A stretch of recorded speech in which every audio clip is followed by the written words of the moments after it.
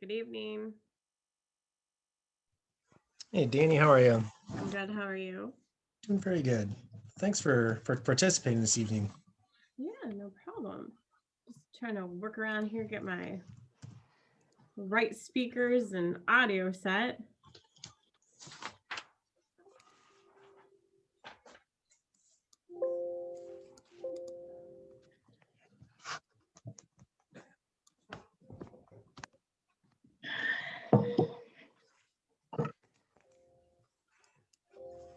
Is it that one?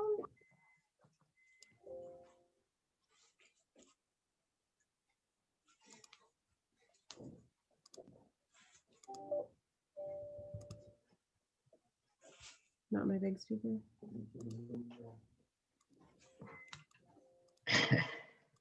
Hello. Hey, Wendy, how are you? Good. How are you? Doing very good. How you doing, Danielle? Is that how you pronounce it, Danielle? I go by Danny. Danny.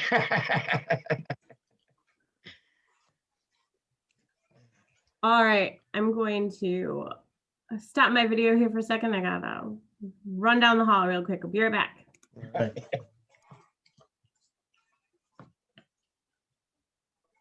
Yeah, her job never sleeps. That's right.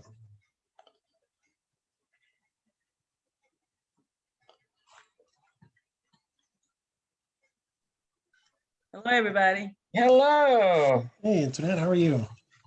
I am present. It's good to see your beautiful face. You're very kind. Were your ears ringing today? My ears haven't had a chance to ring today. My ears have been either on the computer or on Zoom since 8:30 this morning, except for 45 minutes I took out to eat dinner a minute ago. Oh my goodness, that's a long day. So it's the last week of classes, so everybody's trying to get everything in Yeah. before end. And we skipped spring break this year. There wasn't a spring break so we're ending a week early. So everything's kind of crammed in at the Okay. end of the semester. That's what my husband says too. Yeah, it just feels like it was, everything just like it's just compact. So are you done for the semester, or do you have work you have to do tomorrow? Oh, I have meetings tomorrow morning, and I have grading at the wazoo. And but other than that, I have nothing to do.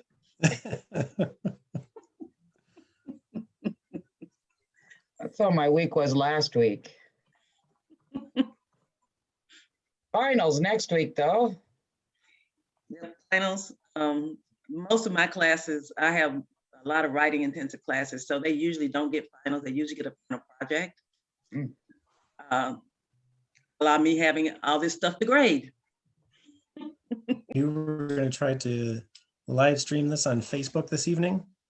So hopefully those who are not with us in the call will be able to be scrolling through their phone and find it. Welcome everybody to one of our, what we've been calling our coffee talks of the Big Rapids Social Equity Initiative. This event tonight is put on by our Community Engagement Committee. We are going to be talking with some local law enforcement leaders. I want to thank our participants for taking the time out of their evening to share their thoughts about some of the questions that we've got prepared, as well as some questions that will come from the audience toward the end. A couple of housekeeping items. Please keep your device on mute unless you are speaking. And if you do have a question, post it in the chat feature and do not use the raise hand feature. And when we get to the question and answer portion toward the end, where you're able to ask your questions, I will call on you in order that I see the questions come in, and we will go from there. But with no further ado, I'll hand it over to our esteemed moderator, Antoinette Epps. Take it away.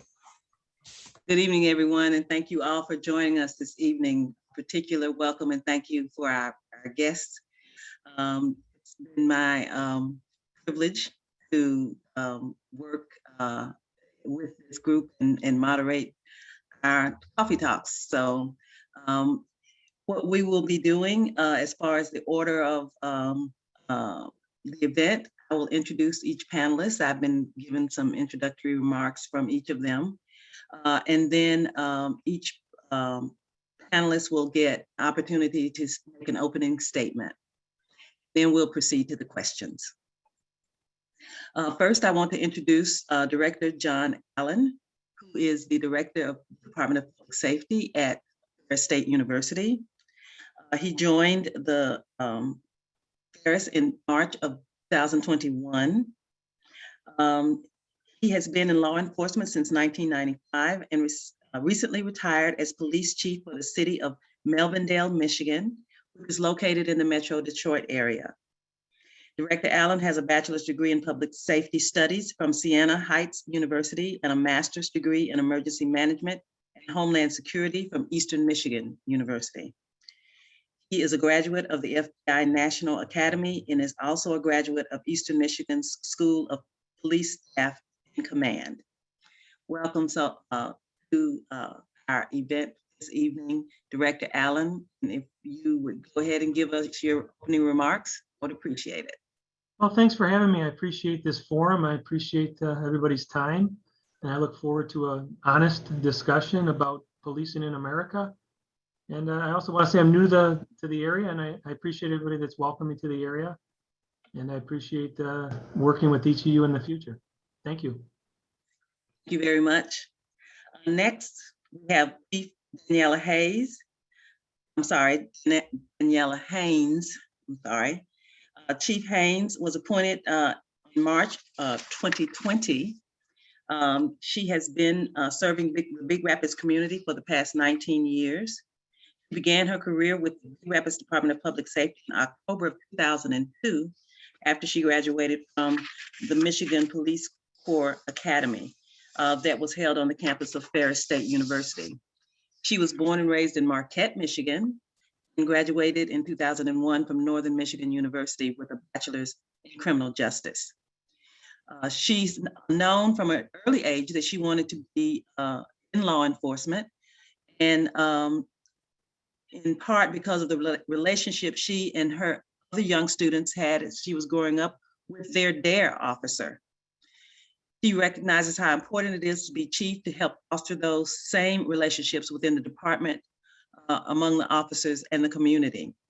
Began her journey into law enforcement as a patrol officer and accepted a special assignment with a multi-jurisdictional drug team. After 4 years with that team, she returned to her patrol assignment with new knowledge, confidence, and a drive for leadership. She was promoted to sergeant in 2014 and then to deputy director of police in 2018. She and her husband live and work in the Big Rapids community where they also raise their young daughter. She takes the department's mission to heart and believes in working with the community to make Big Rapids a safe place to live, work, learn, and visit. Welcome, Chief Haynes. Would you give your opening remarks? Thank you. I just want to say thank you to the organizers of this event to give us an opportunity to talk tonight. Thank you so much. And our final guest this evening is Sheriff Brian Miller. Sheriff Miller was born in Jackson, Michigan. He graduated from the Lumen Christi Catholic High School in 1990 and came to Big Rapids, attending Ferris State, and got his bachelor's degree from Ferris in 1994. His initial job out of college was working security at St. Mary's Hospital in Grand Rapids. And in 1996, he joined the Big Rapids Department of Public Safety. His journey, his dream of being a law enforcement officer took a sort of long path. He's been striving for this since his childhood, and he's never taken the responsibility of his office, the job, or the way he approaches his work for granted. He always wanted to do the best job possible and not be outworked by anyone. It's important for Sheriff Miller to be part of the community, that the law enforcement agencies that he serves. This has been true for him from the start of his time with Big Rapids Department of Public Safety on to this day. He feels that you must know the folks that you serve in order to respect them, and that they in turn will know you and respect you. During his 25 years with Rapids, he had multiple positions, including patrolman, a member of the local drug team, the Central Michigan Enforcement Team, school liaison officer, and a detective sergeant. He became part-time in 2018 and eventually became chief of police in Barrington. His interests away from the career include his family, watching and coaching his son's sports teams, and spending time with friends and reading. Sheriff Miller sees his most important role as being a loving husband and father to his wife and 2 sons. Professional success without love and support of family at home leaves one less than whole. One of his goals as sheriff is to have an open line of communication between the sheriff's office and you, citizens, whom the department is sworn to serve and protect. He also looks forward to a good working relationship with other law enforcement agencies around the region. Networking with other law enforcement, the Sheriff's Department can better serve the people of Mecosta County. Welcome, Sheriff Miller, and if you would give your opening remarks. Okay, I can be kind of long-winded, so here it goes. Born and raised in Jackson, wanted to be a police officer since I was a young kid. My grandfather was the detective down at Jackson Police Department for years. I remember going to Grandma and Grandpa's house, sitting in Grandpa's lazy boy with the scanner radio going next to me with all the 10 codes, not understanding anything that was being said, but knowing that that's what I wanted to do. My parents raised me to be colorblind and unbiased. And that's the way my wife and I are raising our 2 boys. I believe that in order to work in the community, you got to know the people in the community, and they got to do the same. I'm vested in this area. I have 2 boys. I want them to be raised in a community where they feel safe. But the same can be true for everybody. We all have to live here. And so we have to know each other.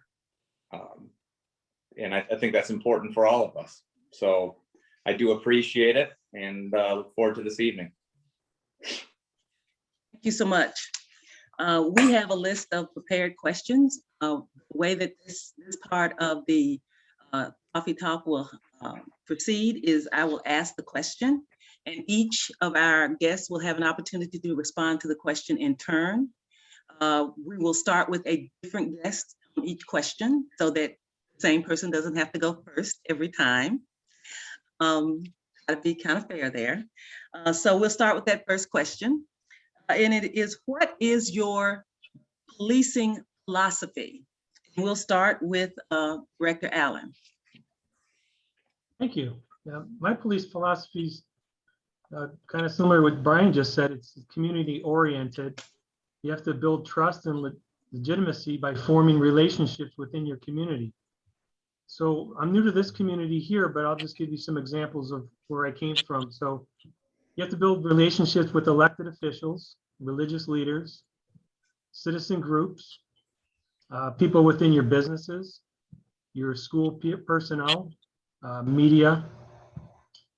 So that's on the city side. On the student side here, the university side, it's similar, but they're just different organizations. So you have to build relationships with your student, your resident student organizations, student government, your president's council people, your housing and residence life, student affairs, your LGBTQ community, diversity and inclusion. I mean, we're lucky here at the college. We have a lot of stuff at our resources as public safety officers.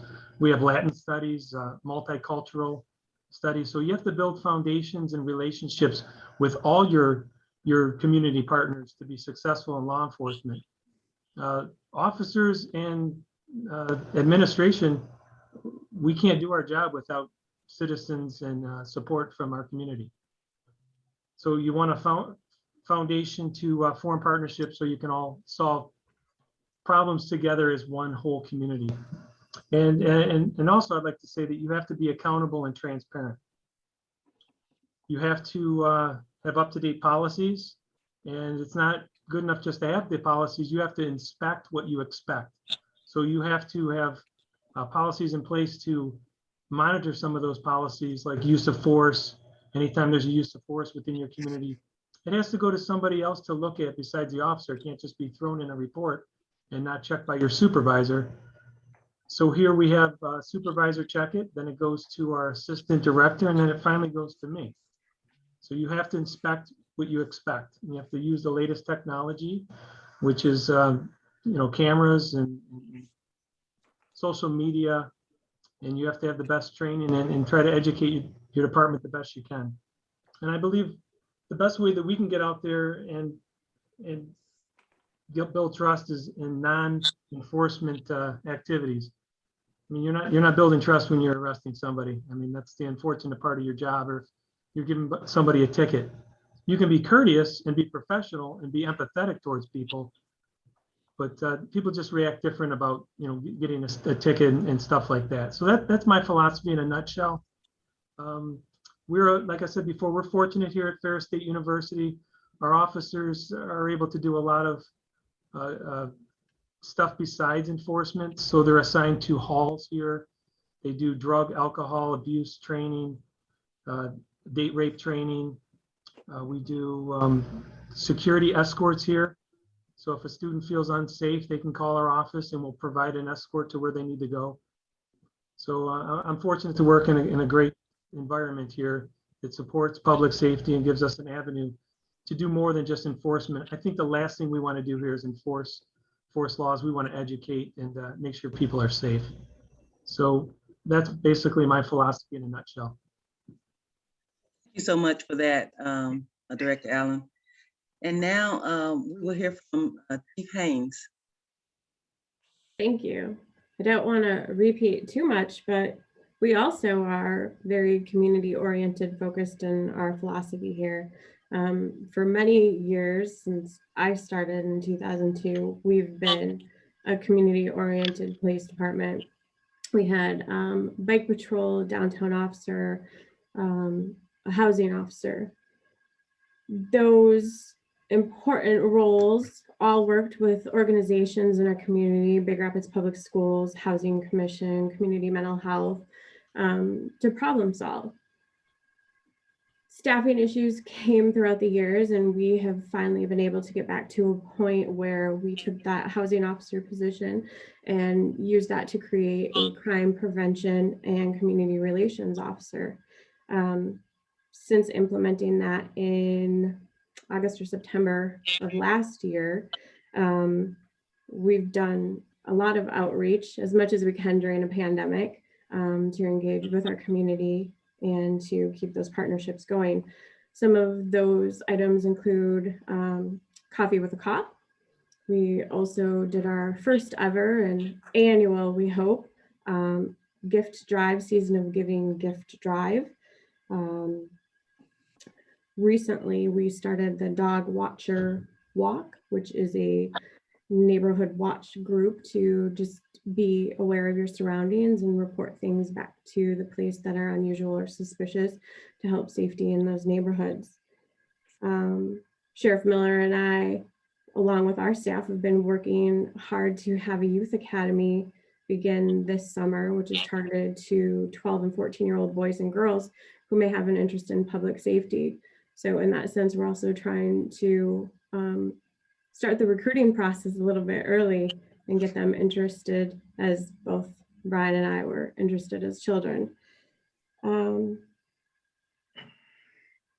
We're looking forward to having students back in town in the fall, and we would really appreciate the opportunity during the orientation to stop in and meet with them and discuss how policing in Big Rapids might be a little bit different from where they're coming from, go over some of our local ordinances. Yeah, so I mean, we're very community oriented and focused on those relationships. Thank you so much.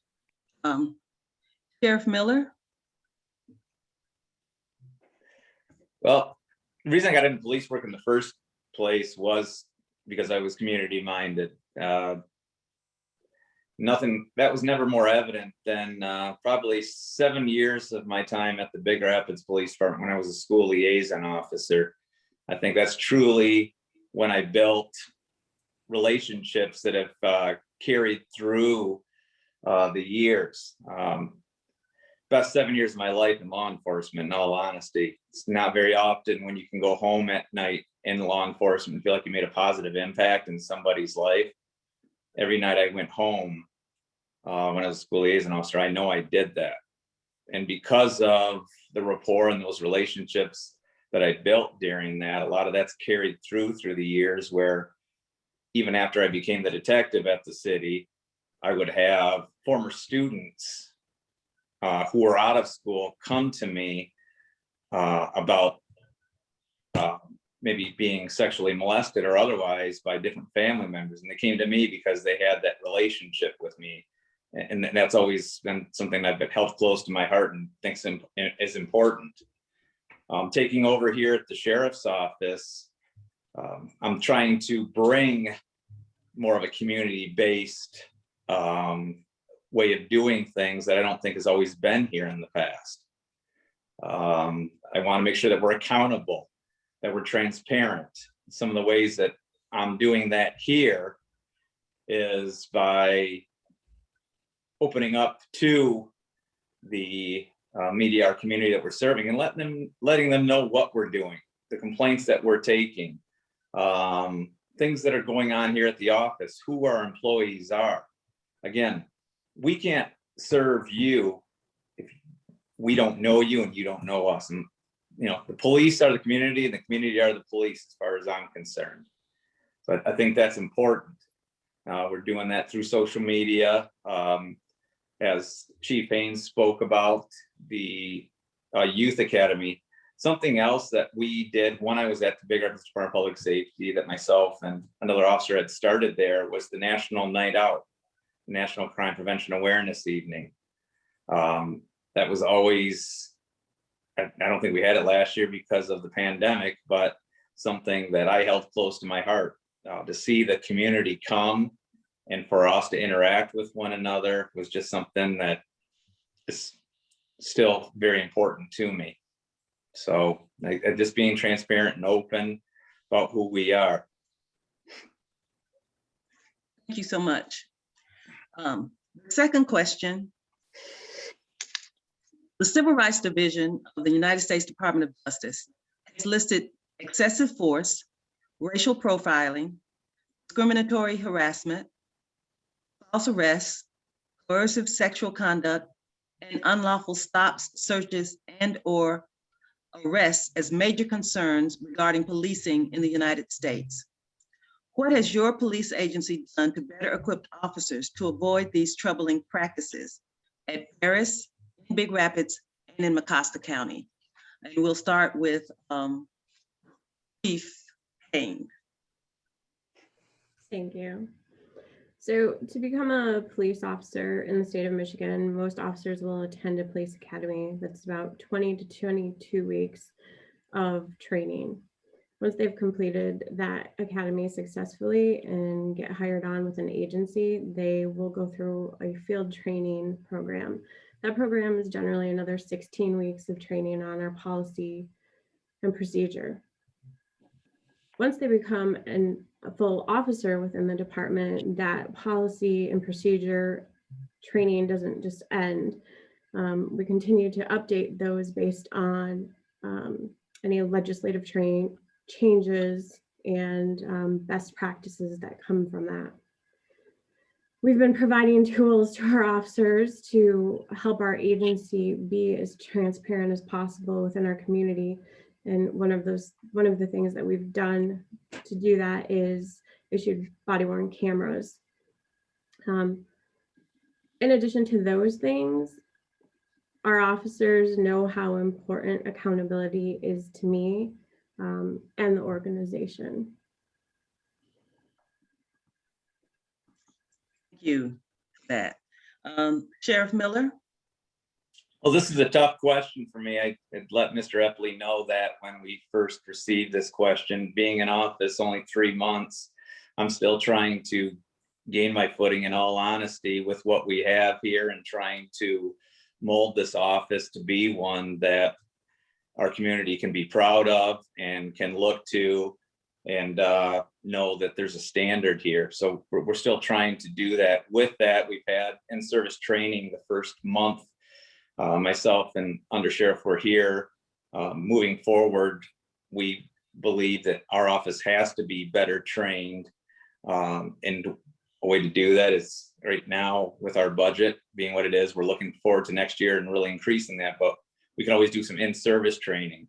So we had some in-service training roughly a month and a half ago. Part of that was legal update put on by the prosecutor's office about some of the changes in legislation and such. There was some first aid and other things taught during the day, some mental health. We plan on making this a quarterly in-service training until we can get our budget to where it needs to be, so we can receive some out of office training. So. And Director Allen? I didn't know my mic was still on. Good thing I was being quiet, huh? So I've been here like Brian a short time, but I dug into what we've been doing. It looks like Assistant Director Green did a good job of implementing a new online format for us to do our training. Because of COVID, we weren't getting our necessary training that we wanted. So part of that training, we're doing anti-bias training, implicit bias training, civil rights training, racial profiling training. This is a platform that's called Police One Academy. We're also doing de-escalation training on there, ethics training. And monthly, we get briefed by a local attorney that we use here for our office, who writes us up legal updates and what's going on and changes in case law and stuff like that. And I'm happy to announce that I partnered with our criminal justice program here just the other day. They're going to allow us to use a new system to our agency, not new to the college. It's called Milo training. It's a simulator. Let me just read it on you, because I'm not educated enough on the specifics of it right now. So I'll just read a little bit. This Milo system provides opportunities for officers to practice their judgment skills in true to life situations, with all other complexity, nuances, and emotional pressures these bring. Scenarios especially surface tricky situations such as those involving domestic disputes, individuals with mental health issues, and persons under the influence of drugs and alcohol. That's just a little thing, a little bit about Milo, but they do a lot more than just that. They have, I wrote it down here somewhere, critical incident training, mental health training. These are all scenario based, crisis intervention, de-escalation, firearms, implicit bias, taser training as well. It's going to be good for judging skills. We get to see the tapes and it judges your skills, and it's fully human interaction. I think it's going to be a great tool for us to use. And as well as we did add in-car cameras a couple of years ago. I'm probably going to be looking at body cameras here to see what the climate is here, to see if that's needed here on campus or not. So those are the things that we're doing in our office to try to curve officers, just to educate them and keep talking about these subjects that keep coming up. You can't not talk about them. You have to talk about them. These are serious issues, and officers can get in trouble. We have an awesome responsibility here in our career. There's no other career that has the ability to take away somebody's freedom and unfortunately take away somebody's life. So I understand that that's an awesome responsibility, and I don't take it lightly. So we're doing everything we can to educate our department and keep everybody safe. Thank you all for. Antoinette, can I Something else, interrupt? Sheriff Miller? Yeah, I apologize. The implicit bias, that's one of the upcoming trainings we have. Is we have accessibility to Milo through MOISD here in town and implicit bias. And that's one of the couple topics, the training we plan on having coming up in the next quarter. So I appreciate that. Thanks for the reminder, John. I want to thank you all for your honesty, transparency, sharing both the good and the challenges. This is an ongoing issue in the country, and we certainly want our agencies to be responsive to that. The next question, what plans are in place to engage officers in ongoing professional development, and specifically in the areas of diversity, equity, and inclusion? And we'll start this time with Sheriff Miller.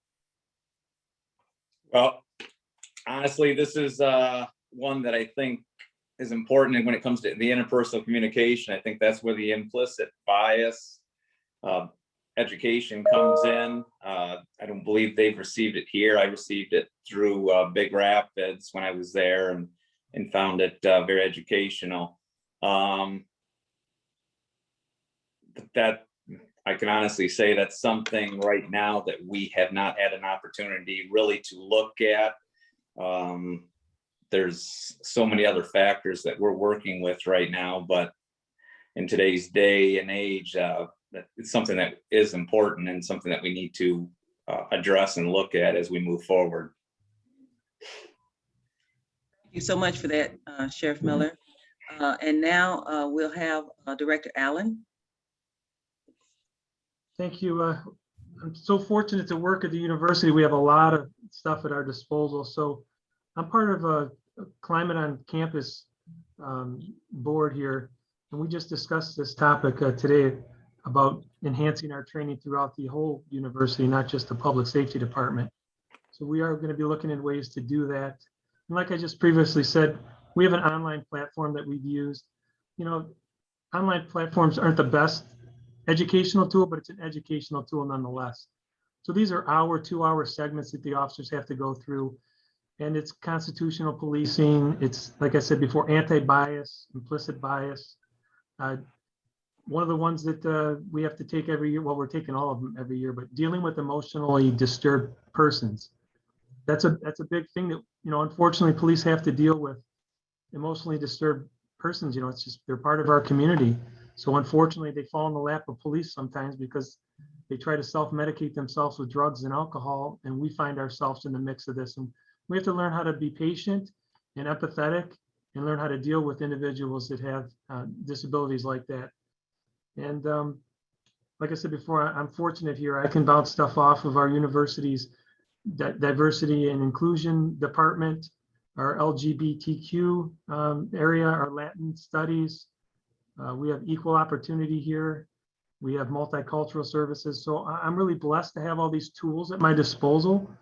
And I have to build relationships, like I said in the beginning, with all these entities, because we are one team here and we have one mission, and that's to make sure that I'm doing things right and that our officers are doing things right for our community. And that's really what we need to focus on is safety and making sure everybody goes home. Thank you, Director Allen. And Chief Haynes. First, if I can just take 1 second to apologize for any funny faces you may see me making. I'm expecting, and I'm getting some kicks at the moment that are making me like a little bit jump out of my chair. It's funny. So there's distractions. I do apologize. Our officers here have completed the implicit bias training to understand how their biases can affect decisions and actions. It's something that we're going to hopefully train on every other year, along with the 46 hours of other in-service training that we completed this last year. And with that, things included for critical incident training, amongst some others. But it's not just the training and the time and training that's important. It's us being out there and building those relationships and building that trust. Thank you so much, Chief Haynes. Next question. What role do you believe the residents of the community play in helping improve our community keeping Big Rapids and Mecosta County safe for everyone, and assisting you in doing your job better. And this time we'll start with Director Allen. Well, I think volunteering is a huge thing. I think getting involved in your local county and city activities and government is another way to do things. And go to meetings. I mean, my time as a police chief in another community, I was surprised how many people don't go to meetings. So get out, show up and voice your concerns. And just know the fact that, you know, you have a police chief somewhere that sits in an office that's available to talk to you. You might have to email or set up an appointment, but I have an open door policy, so anybody can come in here and we can work things out. But you know, neighborhood watch groups, even if it's just as small as your neighborhood. Where I live right now, we have a neighborhood watch group on our block, and everybody knows everybody's phone number, what they drive, their names, stuff like that. We all get together it's not very often, it's about every 6 months we get together to have a meeting, but you know, we walk around the block and talk to each other all the time. Have your lights on outside, have stuff on timers, have cameras, keep your area clean so the officers can see, you know, if somebody's hiding or something. You just want to have your landscaping look good. Let's see, there's a program in my local area that I really like. It's called Cop on a Block. I don't know if anybody's ever heard of a Cop on a Block. So what it is, let's say myself on my block, I want to host a Cop on a Block thing. Well, I would get with a local business and I'd see if some business would donate coffee or pizza or something. We'd set something up at our block. We'd talk to the police. We'd have them come out. They'd have a game plan of what they're going to talk about, and they would give us some tips on safety, stuff like that. So it's a good way to bring the police officers to your block in a non-confrontational way, and that they're educating you and they're not in an enforcement role. So you get to see them as human beings. So I really enjoyed, that was a good program, a really good program. And we have similar to that here, because every officer is assigned to a dorm and they do programs. But that's something that needs to be looked at in the community. If you want to really help out a community, set up a Cop on a Block thing with your local police department, or do a ride along with an officer. We do ride alongs. Obviously it's COVID time, but you want to come see what the police do, come right along with us. Ask us questions. It's free to come out here and talk to us. So those are just some of the things I think we could do. I think we need to be empathetic towards our fellow neighbors and just get out and know people. The last block I lived before this block, nobody got out and talked to each other. This is a totally different block and it's a better atmosphere. I think people need to get out, talk to your neighbors, and just interact. But you can't force people to do that. I understand that, but there's just some ideas. Thank you so much. Those kinds of ideas, I think, are something that in our technology-driven, fast-paced setting, we've come to not necessarily value like perhaps we did in times prior. So I appreciate your comments regarding that. Yeah, we're as one more thing, I'm sorry to interrupt. As police officers, we're only as good as our community. So we need feedback from we need eyes and ears. We're only a couple cars out there, and everybody else is there seeing what we're not seeing. So let's all step up and raise a child with the village. So thank you. Thank you so much. Chief Haynes? John just took the words right out of my mouth. That's what I was going to say. Like, all of our business owners, our residents, our students, they're as important as the officers that we have out there on the street. Their participation in keeping this community safe is crucial. That's why we've developed programs here, like the Dog Walker Watch, the Camera Registry, and a couple others that we're in the progress of working on. It's to help build that bridge and that communication so that we're on the same page and everybody knows everybody and what's going on. Thank you so much. And Sheriff Miller? I had down "It Takes a Village," and they both stole my thunder. So thanks, guys. Well, I think it all comes down to the volunteering. One of the things leading up to my taking office in January is myself and my undersheriff met with the members of this office. And one of the things that's always been important to me is how much I've given back to the community and how much I've been involved in the community. And so I asked them, each one of these members, what do you do to volunteer? What do you do to give back? Because I think that's important to do that. I coached, I've refereed, I was on the school board, just numerous things. Again, if you're gonna work in the community, you got to know the community. And I think that's something that has brought me to where I am today, because I know the community that we live in. I know the people, I know what's going on. And I think people in the community, you're going to do what you feel comfortable doing. You can't make yourself be something you're not. And I truly understand that. I use this as an example. Not everybody's going to buy into things either. My second day in office, we first responders did a drive-by hospital staff to recognize what they do. I put an email out to our people here saying myself and my undersheriff, we're going to do that, and ask for other people to do it. We show up and there's 8 or 9 city officers and just myself and the undersheriff. And I get home and my wife says, so who was there? And I said, Mike and I, our undersheriff. And she's like, well, aren't you upset? And I'm like, no, you can't expect people just to buy into things right off the bat. I go, in a year from now, if we do something like this and we don't have people taking part, I'll be disappointed. But you can't just expect people to buy into things either. They have to trust you. They have to know you. And I think that's important. Something that Jackson Police Department did when I was younger, looking back, is I'm not sure how they achieved it, but the city or the department itself bought a house in a neighborhood area, and one of the city officers lived in that house. And so they were part of that neighborhood, part of that community.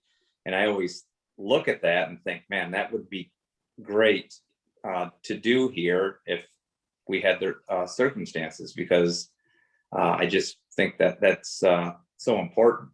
And like John and like Danielle at the city, we have a ride along program. And I ask people, if this is something you're interested in, come out and ride along. I know when I was on the road, I loved having somebody with me. Not every officer, deputy does. But I remember myself doing my internship and being that young person who was a sponge. And I want to be able to provide that same guidance for others. So that's important to me too. Okay, thank you so much. So that's the end of the first round of our prepared questions.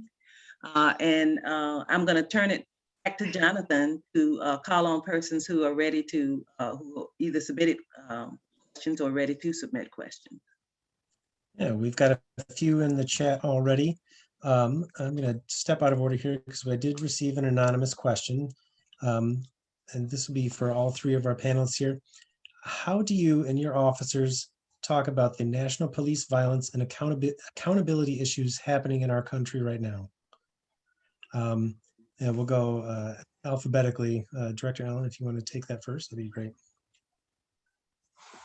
We're open about it. We analyze the videos and we talk about it. I mean, you have to be honest and open about it, but we don't comment too much on stuff that begins obviously in public, because people have due process rights. So, and that's where people get mad sometimes at the police, is we're not trying to skirt an issue, but people have due process rights and they have to go through their due process rights. So, to me, some of these are no brainers. I mean, they're just horrible acts. I mean, let's be quite honest with this. These are horrible. These aren't what we want as police officers. This isn't something that I want in my profession. So we talk open and candid about it, and we analyze it. We analyze videos all the time. We have websites that we go to and we watch videos. That's how you learn too, and that's how you have honest discussions of what's really going on. Yeah, I echo that. It's when these videos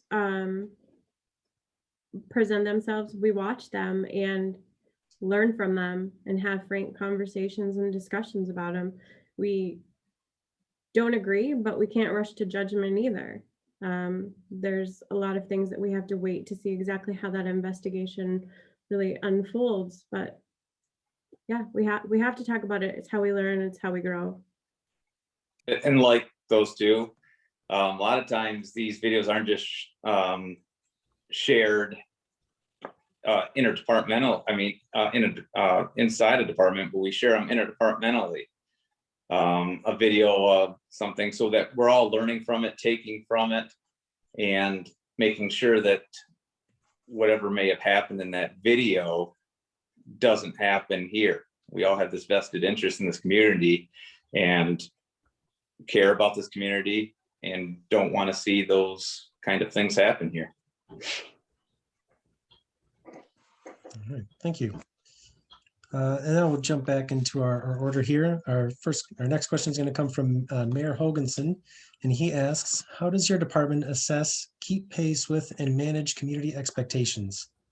Chief Haynes, if you want to take that one first. Anybody has been to our Facebook page at all, they know I like community surveys. I think that's one of the best way to get our community involved and get some feedback from them. I think one of our last ones was, we had deer call, but before that we have a high traffic problem with middle school traffic right outside my window I see every day, and I wanted to know if a couple stop signs would help. So I really like kind of doing the surveys and try to get input back. Also, open door, anyone can stop in and schedule an appointment or give me a call anytime. So I'm very open to all of that.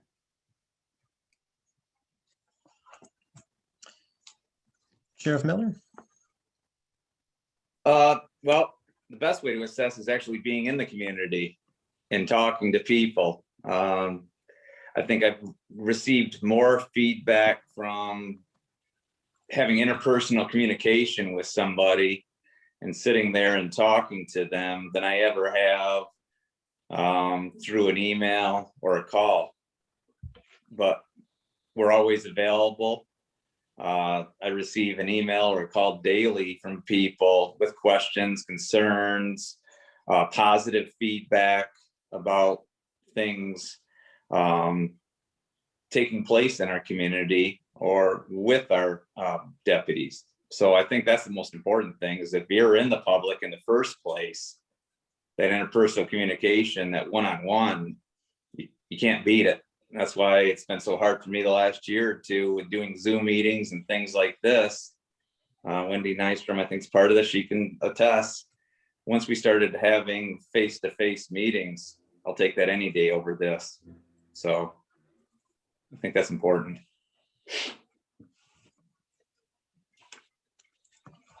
Director Allen?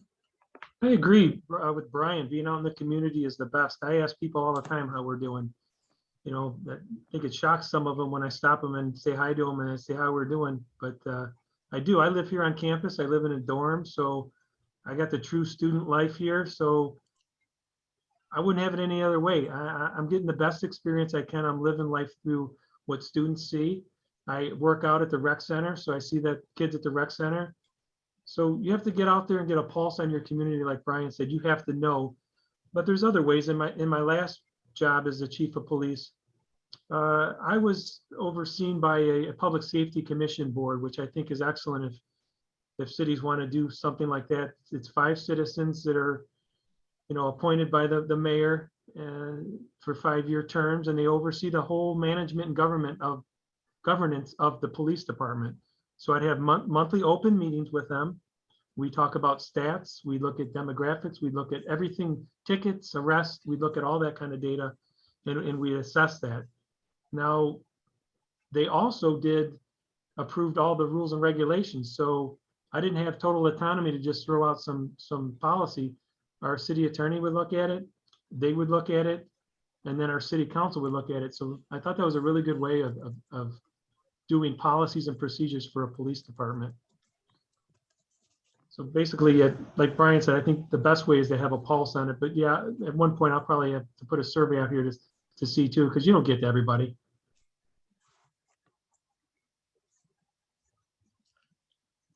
Thank you for that. Our next question comes from Judge Grant. Please describe the racial composition of your department. Sheriff Miller, if you can go first.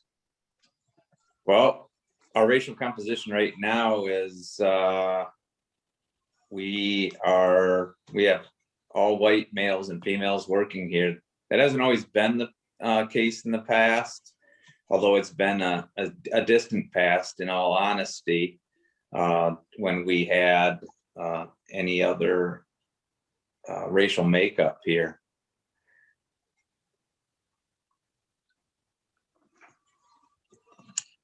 Director Allen?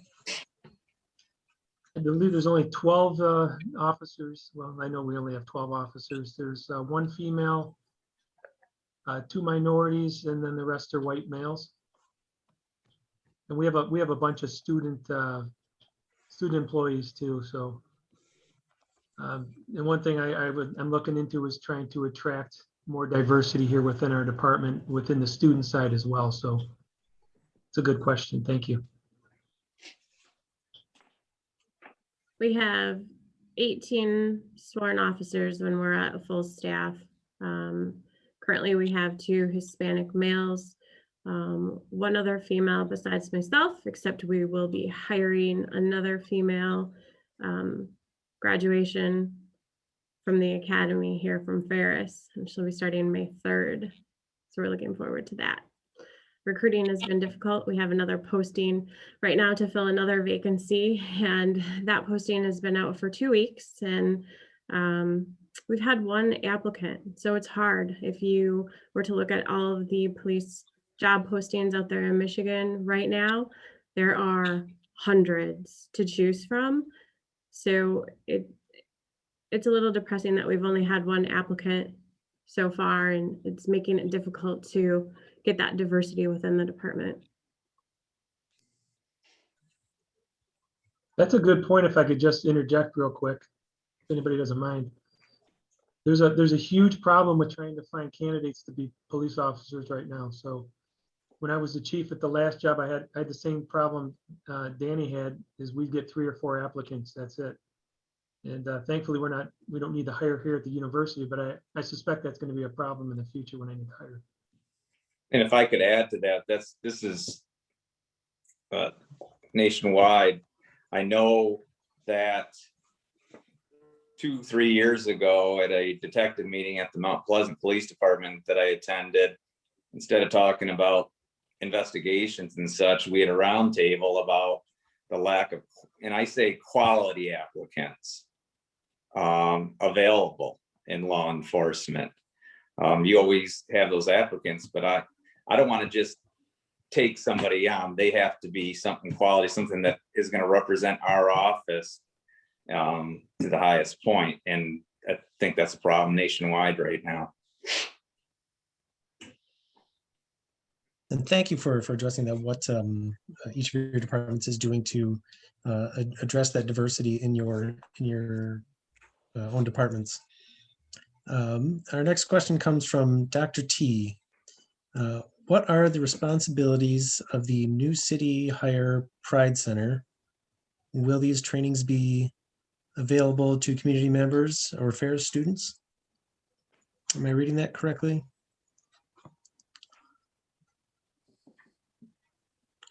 Dr. T, if you're willing to maybe help clarify the question here. Yes, I just recently found out that there was this new position open. I was curious about exactly perhaps what motivated the hiring of this specialization and what would we as a community gain from it. I believe that's actually a position in Grand Rapids, if I'm not mistaken. I apologize. That could be where my confusion came in as well. Thank you for the question. That is great. What does that position entail, I guess? I mean, what's the idea behind that?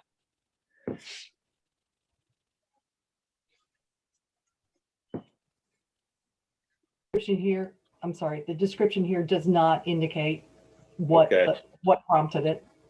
Okay. And it is Grand Rapids. My apologies.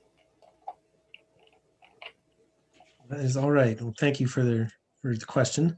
Our next question, in your community surveys or other formats used to communicate and seek feedback from the community, do you feel that you are hearing from a diverse population or the entire community?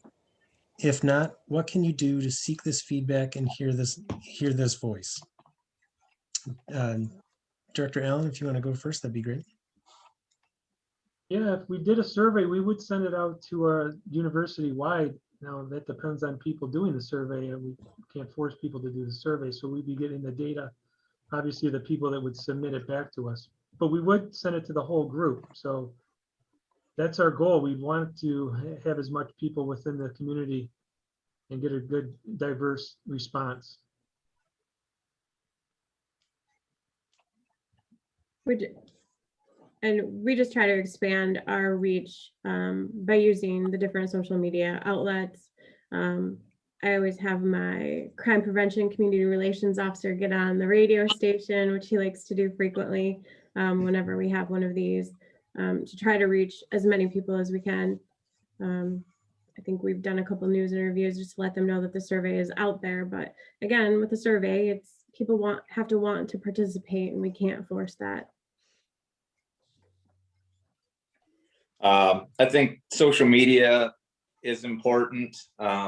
Something that really has come to light to me in the past year is, not everybody uses social media. A lot of the older demographics don't use social media, and so the mailings or otherwise are still something I think that is important if we're going to truly assess the needs of our community.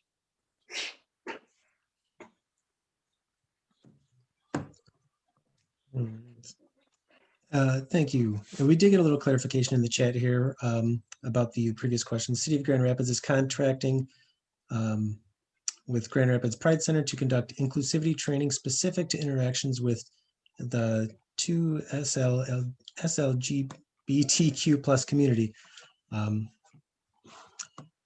There, and then there's a couple of links to the stories. Thank you, Dr. Pilgrim and Paula, for posting those. Those are all our questions in the chat currently. Does anybody have any other questions to come before the group this evening? We do have another question, backup question. Oh, I'm sorry. Did I miss one? No, we have a question, prepared Oh, question. yes. There was an additional prepared question, remember? Yes, thank you.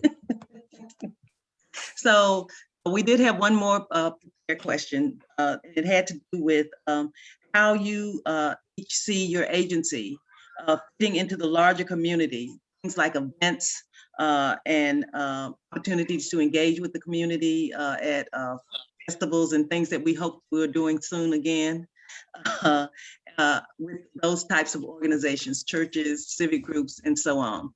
Could you make a comment in turn about that? And we'll start with Sheriff Miller. Well, I'm hoping that we do get back to some kind of normalcy. I think we as a community, we as a nation need that. My concern is for our young kids and mental health and what they've had to go through during this time. One of the things that we did is we're applied for a grant to get bicycles so that when our deputies are policing Broward Park, a couple of our county parks, Wheatland Festival, some of the festivals that we have in the outlining area of our county, that they can check out with Central Dispatch and get out on the bikes and ride around during those times and make themselves more approachable than just driving through these areas, be on the bike, stop and talk to people.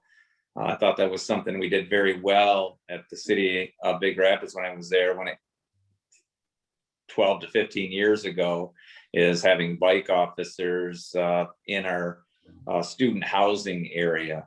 I think that a lot of relationships were built because of that. And I think that's important. So that was something moving forward that I wanted to do. Director Allen. Yeah, I see our department participating obviously in stuff like this. We're going to attend some community events. Shop with the Cop we do with both the county and the city. I was just placed on the Mecosta Osceola Career Center Advisory Board, so I'll be interacting with that group. We do honor guard with the city and the county. And I don't know if people know this or not, but we are deputized here, and we also assist the city and the county with policing. I know that's not an what do we say, community event or organization, but we do provide city and county backup as well as they help us out as well. So I just see us being in the community and hopefully being invited, because I will go to these things. So I go to city council and county meetings. I've been to one each, and I plan on going to more. So I plan on having knowing what the pulse is in the county and into the city. It's very important to be community oriented and not just think that the community is Ferris State, that the community is the surrounding area too. And they've embraced me so far, so I appreciate it. Thank you so much for that response. Chief Haynes. Well, we love participating in events. They've mentioned several of the things that the city has been involved in, and I can't wait for this year to bring back National Night Out, fingers crossed. But that is just a great opportunity for our community to come out and interact with all of our public safety members in the community. It's a great time. There's games, there's food, it's just fun. We also have all sorts of different special events that get organized by community members that actually come through this city for approval and acknowledgement. And with those, we get our eye on some of those events right away and say, hey, that's something that we're interested in participating with or helping to plan. And we've been doing those things. There's a bunch of 5Ks that occur, and at no cost to any of the community organizations. The police are there to help cross the street safely and get them on their way. So yeah, I think we're doing it. I think we're participating with the community, and I'm pretty proud of us. Thank you so much for that. Part of Director Allen's comments on that question prompted me to think of, are there additional ways that the agencies work together in the community or partner in the community, other than the ones that you've mentioned, Director Allen? And I'm not going to direct, any of you can chime in on this one. I'm just curious about that. Well, Where do we start? yeah, well, we interact all the time, but I've only been here for a couple of months and I've seen the partnership already. So maybe the both of them could elaborate a little more. They've been here longer than I have. Hey, Danielle, go with it. All right. All right. That's teamwork. One of the things I meant to change here when I took over was this sheriff's office didn't always have the best working relationship with our other agencies. Why that is, I don't know. But that was a goal of mine to change when I came into this office. Is I've always prided myself on the working relationship I have with other law enforcement. I didn't solve cases. I didn't get to where I was by being just me. It's how you collaborate, how you work together. Perfect example. I'll say it now. If you've looked at social media at all, we recently had a couple of arrests of individuals who were stealing cars, guns, trailers, campers, you name it.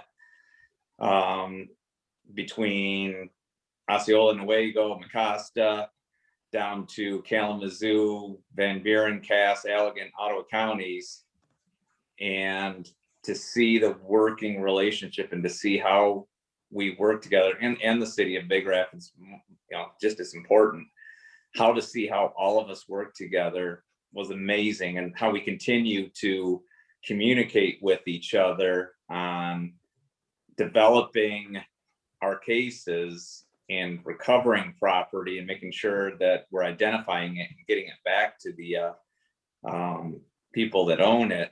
I can't say I've ever been more proud. I mean, I think that's where it comes from. Thank you so much. Any other comment, Chief Haynes, did you have anything you wanted to say about that?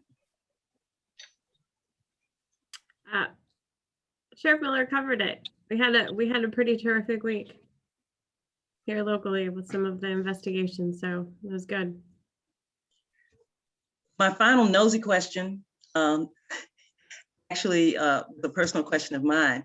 Opioids are a huge problem in the country. It's a problem, everywhere. Is there any specific actions or programs that you have in place, either to directly deal with the issue in the community or to educate the officers on how to deal with, et cetera, in either on campus, in the city of Big Rapids, or in Mecosta County in general? I think all of our agencies are carrying Narcan, which we're able to administer when we arrive on scene. And I was just invited to participate in a discussion for a grant that Ferris received on the opioid crisis. So I'm excited to see what we can develop from that. This is it's not just the opiate crisis, it's opiate, it's meth, controlled substances. This is something else that has been I hold very close to me. It's damaging a lot of lives. I can tell you that all these things that we did this last week were a result of drug use and the need to support that habit. And they support that habit by stealing things, getting the money, and then getting their next fix. And the best thing we can do is educate. I go back when I was in the schools, and this is almost 20 years ago, and I was teaching a high school class. And at that time, this is before the pills were being openly spoken about being abused. And I had the teacher asked me, "What do you think the most abused drugs was?" And I said, "Pills." And after class, he pulled me aside after students because I thought you'd say alcohol, maybe marijuana. I'm like, no.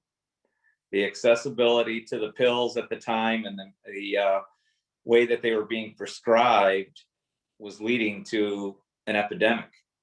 And it came to fruition, and now we're still continuing to battle it. Yeah, I agree with Brian. It's a lot of education, but it's a disease. So, and unfortunately, people keep going through this vicious circle of getting better and then relapsing and going back through. And my last career I had, I'm weird about a clean police car. So I went to the car wash all the time, and the kids that drive the cars, I talked to them all the time about drugs.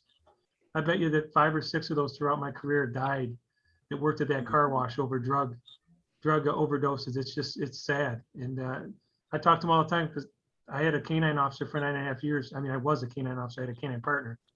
So I'd like to educate them on the drugs as opposed to having my getting stopped and having the dog find them. I'd rather there be no drugs, but we know that's never going to be eradicated. It's never going to work. But education, and our officers educate each year. They do prevention education on drugs and alcohol abuse. So all we can do is try to educate and just try to reiterate and try to help people and try to remember that these people are suffering. This is an addiction. It's not like I want to go out there and do this and then go steal from people. This is an addiction that affects everybody, and it's sad. And like Brian said, he's seen it firsthand too. So it's unfortunate, and a powerful tool is Narcan. But I can't tell you how many times we've had the same people we've had to give Narcan, but I rather give Narcan every day to the same person as long as they're alive. And hopefully one day they're alive to see that there's an end, and maybe they can fight addiction and win. But it's a serious problem in America. I appreciate so much each of you taking the time this evening to answer our questions. Antoinette is fresh out of questions for this evening. I really want to thank you, and I also thank the task force, the initiative, for giving me the opportunity to serve as moderator. It is my great pleasure. So with that, I give you thanks again, and I turn it back over to Jonathan. Thank you, Antoinette. Yes, thank you very much. Well, before we do, I'll give one last chance for anybody to ask their questions in the chat. And while we're waiting for any last questions, I do have one myself. In the Pioneer today, there was a reaction story to the Derek Chauvin case in Minnesota. Chief Haynes gave her comments, but I'm looking to Director Allen and Sheriff Miller. Do you think the right verdict was handed down, and why? Absolutely. The officer, we have to treat people with dignity and as humans with empathy. Just looking on the guy's face the whole time, you can just tell, to me, he doesn't do the right thing. And at what point when you're on top of somebody and people are yelling at you, do you not check yourself and say, wow, maybe I am doing the wrong thing? Even when your fellow officers, one of those officers says, hey, maybe we should do something. But his answer is no. No, we don't want people like that in our profession. And it's horrible. And we all see the repercussions of what happened. I can't fathom that somebody could just sit there with that smug look on his face and just sit there for 9.5 minutes and do what he did. So my answer is he got what he deserved. My answer was yes. I think they got the verdict right. I feel sorry for everybody involved, in all honesty. I just don't believe there's a winner in this situation. And we as society are the ones that are having to deal with it now. And I think we just need to come together. I believe in working with one another, and it doesn't matter if it's race, religion, whatever that personal demographic is. But I have 3 things I try to live my life by, and I try to do with my boys. Number 1, whatever it is you choose to do, you better work hard at. Number 2 is I hate excuses. And that 3rd one is, concern yourself with you, worry about you, be the best person you can be. Don't always concern yourself with that next person, because the more you put attention on somebody else, less you are making yourself out to be the best person you can be. So I think that's important. Yeah, John, we come into this profession with high ethical and moral standards.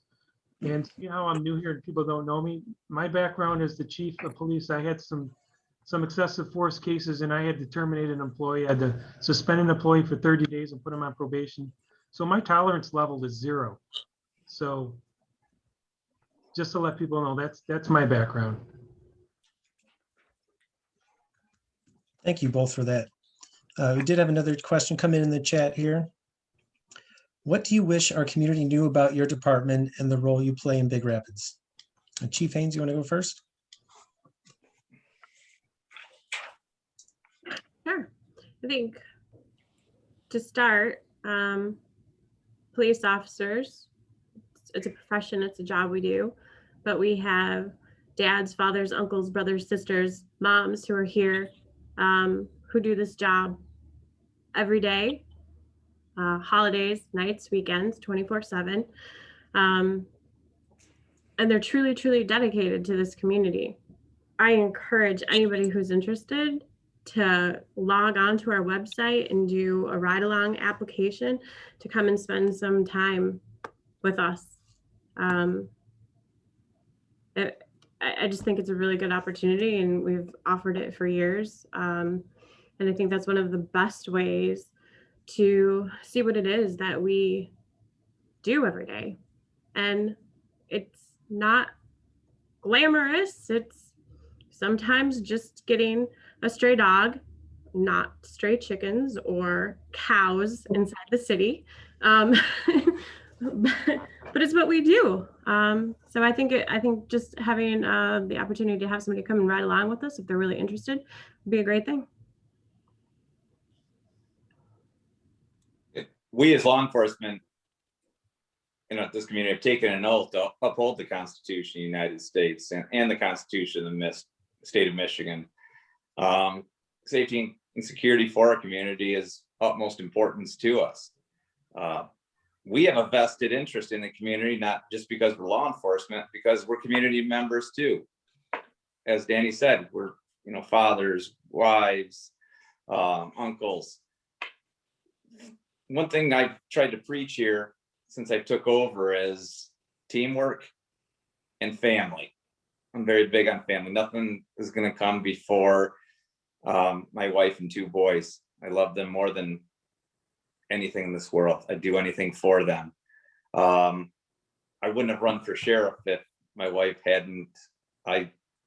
She finally gave me the okay after a couple of years of back and forth. I wouldn't have done it without her. And I'm not the person I am without her. So I think family is important. We're like everybody else. Well, I wish the community, I think they kind of know, I mean, this is a best kept secret over here in Ferris State University is our dedicated, highly motivated, ethical, trained police department here where we're focused on safety. Safety is our utmost importance here on our campus community to make sure that everybody that comes through our campus is safe. Enforcement is the last thing on our minds. And now that I've been here a couple of months, I reflect back on my differences between city policing and university policing. I kind of wish we would do more university style policing in cities. I mean, enforcement action, obviously you get more crimes in a city and you have to do that kind of stuff, but safety, safety, safety. I mean, that's can't preach that enough. We're here to keep everybody safe. And what role we play in Big Rapids, I don't know if some people knew that we did play a role, and we do leave the campus and we do have police powers outside the campus to assist the other agencies.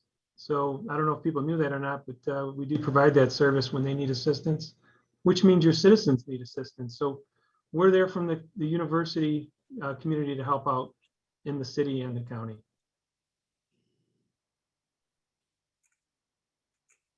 Excellent. Thank you all. I don't see any more questions in the chat, so we may end our call, our chat a little early this evening. I want to thank everybody for taking time out of their evening to join us. And a special thanks to all 3 of our panelists, Sheriff Miller, Director Allen, and Chief Haynes. Wonderful to hear you all speak and offer some great insight to each of your agencies. Thank you. Thank you very much. Thank you. Thank you. It's our pleasure.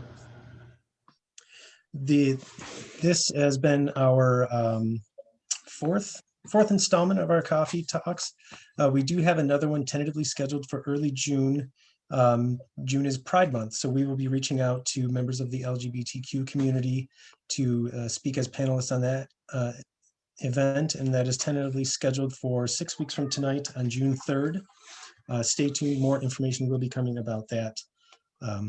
For those of you who don't know about the Big Rapids Social Equity Initiative, I do see some new faces on here, so I might be able to reach some people who are unfamiliar with us. But this initiative started nearly a year ago following the Black Lives Matter protest or march on Ferris State University's campus in June of last year. From that, some community-minded individuals, people from the city, from Ferris, students, got together and said there's more we can do. And that's where our initiative came from. From our very first meeting back in August, we formed 3 strategic objective pillars: community engagement, public safety, and institutional change. Our coffee talks, these events have been part of the community engagement committee, which I co-chair with my wife. And they have been a huge success, and I am grateful for everyone involved who has taken part and just attended one of our meetings to try to make Big Rapids a better place that is more equitable for everyone, no matter what the color of your skin is. If you would like more information about the Big Rapids Social Equity Initiative, I will post the link to the Facebook group in the chat here. Make sure I got the right link here. Please log on, join our group, ask to join. It is open, but it is free to everyone to join, but it is a closed group, so you do need to get permission to join. But if you would like more information about the initiative itself, I'll post my contact information. Please feel free to contact me. I can, if I can't get you the right answer, I can get you to the right person who does. But please reach out always ask questions, and let's work together to make Big Rapids a better place for everyone. John, if I could just finish with a quote, not to steal your thunder, but That's all right. a quote that I use frequently and I live by, and I use it oftentimes in my emails, and it's this: people fail to get along because they fear each other. They fear each other because they don't know each other. They don't know each other because they've not communicated with each other. Martin Luther King Jr. I use that a lot. It's something I stand by, and I think it's just an important note to finish on. Absolutely. I couldn't have said it better myself. Again, thank you everyone for taking the time this evening, and thank you, Director Allen, Sheriff Miller, and Chief Haynes. Everyone have a good evening. Thank you. Thank you.